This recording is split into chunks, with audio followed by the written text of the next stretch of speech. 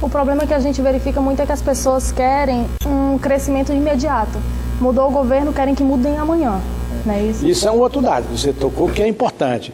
O nosso deputado Arthur sabe, ele é professor, que o processo é lento. A gente também, como professor, você recebe o estudante, ele, quando começa a universidade, é interessante que às vezes ele é um pouco tímido, às vezes ele não é crítico, mas quando ele termina a universidade, há uma transformação no estudante, porque ele aprendeu, porque abriu, os seus horizontes são outros, mas é um processo. Eu lembro muito bem, quando fui reitor na Universidade Estadual Vale do Acaraú, eu iniciei um programa de capacitação, tirando a uva de Sobral para o interior, e uma coisa que me chamou a atenção, sobretudo depois, é que com a presença da uva em mais de 140 municípios, você percebe a mudança na cidade. A cada dia, às vezes, eu recebo uma pessoa que diz: professor, eu me formei na uva, eu ganhava, ontem mesmo eu ganhava R$400. Depois de formado, hoje eu estou ganhando R$1.800 no interior, professor. Isso graças à universidade. Quer dizer, a educação vai te dar mais conhecimento, você vai se realizar como pessoa humana e vai ganhar mais, vai ter possibilidade de você sobreviver e, sobretudo no interior, porque o interior dá essa possibilidade. Em todo canto onde a uva passou, você multiplica o salário, uma vez formado, 5, 6 vezes. Aqui na capital, a mesma coisa. Aliás, em qualquer canto do mundo, a educação dá isso. Se você é analfabeto, você ganha, quase não ganha. Que a situação, né? Se você tem o primeiro grau, já melhora. O segundo grau, ou o ensino médio, também já melhora. A universidade, mais ainda. Imagine quem chega a ter especialização, mestrado, doutorado, ele escolhe o que vai ganhar. Isso tem sido no mundo, né? Então a educação, ela é a referência. E o pessoal toma consciência disso hoje, que a educação é fundamental. E o senhor deputado Arthur Bruno, como o senhor avalia a atual situação da educação em Fortaleza? Bom, Eveline, primeiro dizer que é um prazer estar aqui na FANOR, sendo entrevistado por você e aqui ao lado deste amigo e um grande educador e, sem dúvida, um dos parlamentares que mais tem defendido a educação na Assembleia Legislativa, que é o deputado professor Teodoro. Eu concordo com o meu amigo Teodoro quando ele argue que se investe pouco em educação. Isso não é só uma situação de Fortaleza, é uma situação do Brasil inteiro. A legislação obriga que o governo federal invista no mínimo 18% das suas receitas em educação e os municípios e estados no mínimo 25%. Então, eu e o deputado Teodoro e outros educadores do Brasil temos defendido que isso deveria ser muito mais. Então, nesse ponto eu concordo integralmente com o professor Teodoro. Um outro aspecto é que muitas vezes, mesmo esses 25% ou um pouco mais, são muito mal administrados. Se é verdade que dinheiro sempre é pouco para a educação, também é verdade que há muito dinheiro investido em educação e muitas vezes ele é muito mal administrado, não é? No que se refere a Fortaleza, no ano passado a Prefeitura investiu mais de 26% das receitas em educação. Então, investiu mais do que deveria, do ponto de vista legal. Já é alguma coisa, porque a grande maioria dos prefeitos investe apenas 25%, ficam nisso. E nos estados também. Alguns que têm mais compromisso é que investem em valores maiores. Uns chegam a 30%, às vezes tem prefeito que passa de 30%, isso mostra realmente esse compromisso com a educação. Então, eu diria que houve uma melhoria na educação de Fortaleza nos últimos 4 anos. Se nós considerarmos, eu fui vereador de Fortaleza 2 vezes, a minha militância política, sobretudo em Fortaleza, então eu conheço razoavelmente as escolas, conheço o sistema educacional do município há muito tempo. E antes, quais eram as notícias da educação aqui em Fortaleza?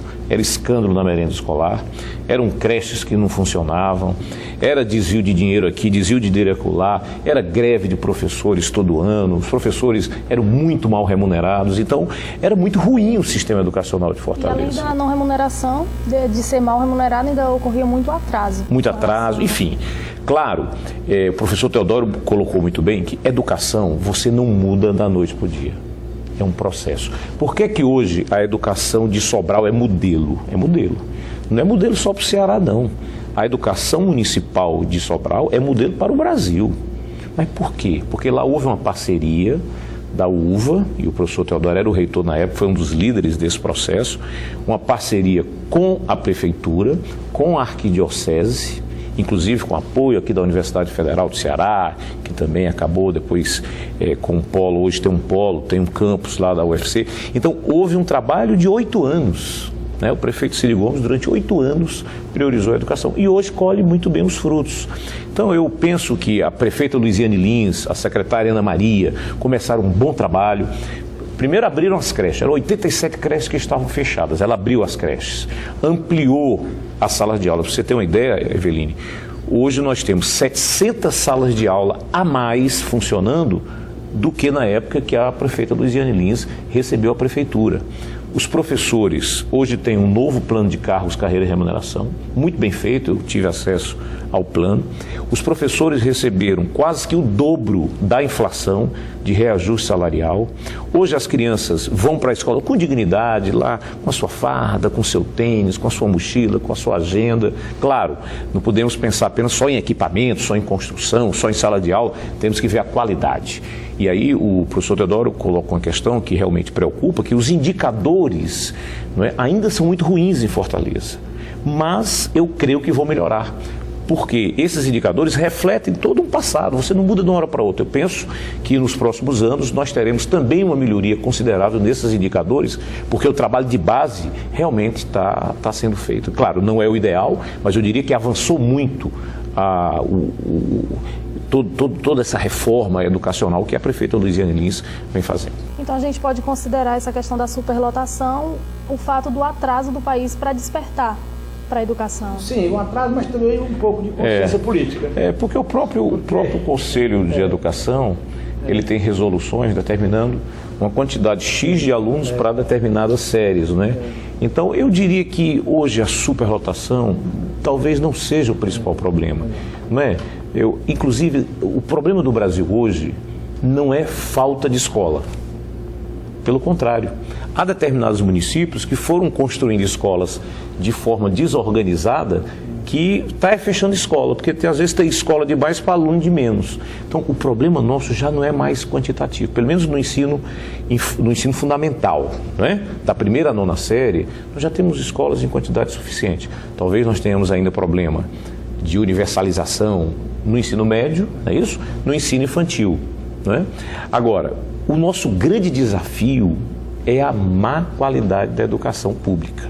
Claro, há boas escolas públicas, nós temos bons exemplos, mas de uma maneira geral no Brasil, a gente pode dizer que o ensino público é muito ruim ainda, está muito aquém das necessidades do país. Então, eu diria que esse é o nosso grande desafio. Você imagina, por exemplo, aqui a escolaridade média do Brasil é de 7 anos. Quer dizer, o brasileiro estuda em média 7 anos.